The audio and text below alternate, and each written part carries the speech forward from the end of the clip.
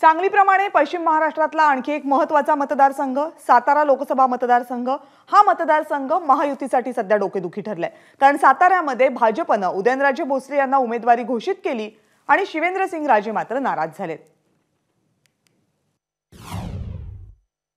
माझी भूमिका स्पष्ट आहे की भारतीय जनता पार्टीला ही लोकसभेची जागा मिळाली पाहिजे आणि भारतीय जनता पार्टीकडनं जो उमेदवार इथं दिला जाईल त्याचं काम भारतीय जनता पार्टीचा आमदार म्हणून आणि माझ्याबरोबर असणारे माझे सर्व सहकारी आम्ही ताकद लावून इथं करू।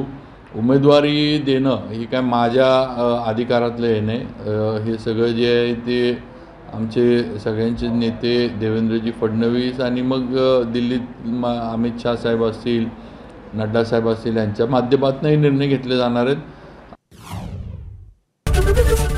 एबीपी माझा, उघडा डोळे बघा नीट।